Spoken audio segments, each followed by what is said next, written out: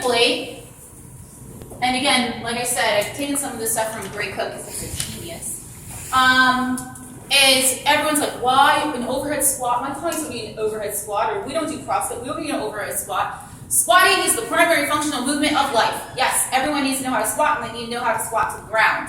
If you take that away from somebody, you're going to give them an early arthritis and early hip and knee replacements, okay? Everyone needs to be doing it. I don't care the age, right? You used to teach 80-year-olds Pilates and fall prevention classes, and we were squatting to 90 degrees, and we were rolling around on the ground like babies.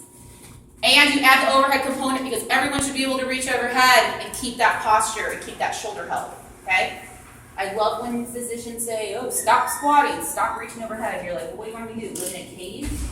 All right, so he's going to put this on his head at 90 degrees, extend up. So the traditional overhead squat test is here. So his feet are going to be in like just natural, it's in line with his shoulders. It's an overhead squat. The goal is that as he squats to the ground, can he break 90 degrees without the bar coming past his head? Go ahead and squat. Okay, great, lovely. We all wish we could do it. Great. Okay, so he's got a great overhead squat. Now, let's say he didn't, and he's falling, so like arms come too far forward in the chest. He's like falling forward, and his neck is forward, and he's hyperextending his back, right? Normally, we're like, oh my gosh, you're not strong enough, you're not mobile enough, oh my gosh, like you can't do it.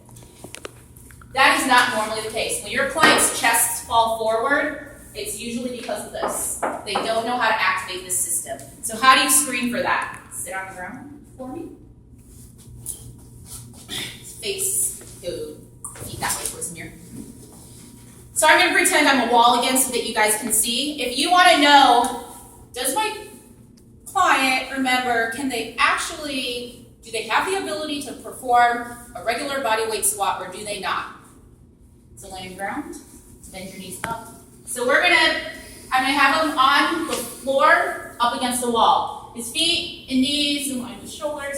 I'm going to get him into a breaking 90-degree position. So if I flipped him 90 degrees, he would be at the bottom of the squat. Against the wall, though, right? Yes, he'd be against the wall. So I'm here. First thing we figured out, if you can do this, you have enough mobility to get into the bottom of the squat and break 90. So you can tell anybody who's ever told you not to squat and break 90, they're crazy. It's completely safe. I have the mobility to do it. The problem is I don't know how to work that system. Then the second thing is I say, can you take your arms over your head for me? Your elbows straight and in line. Yep, in a little bit. Can you do that? Yep, he's on the ground. He has the mobility to do it. He's going to have a little bit of arc in your back. Yeah, because when you do an overhead standing squat, you have to arc your back. Okay, to do it. He doesn't have to have a flat back. But can he do it? And he can do it with straight elbows. If you don't have the shoulder mobility, you'll see the elbows bend. Yeah, you'll see that. If he can do this, he can squat. Then when you stand up, you can even break it down farther. And what I mean by that is, all right, you're having a problem with squats. Your air squats and front squats drive me crazy. Like, should you not squat anymore? Are you hurting yourself? No, we just found out that you have enough mobility to do it. So we've gotten rid of that problem. Then we're going to say, can you goblet squat? If you can put a weight here, and I'm just going to tell them, just keep that weight there and keep it that close to your body. Don't let it come. And if you take your client and then all of a sudden you say, squat. Most of the time you're going to see them get to the ground super easy. Why? I put a weight in front of them that the body had to figure out what to do with that weight to keep it there. It automatically turned on the system. Come back up.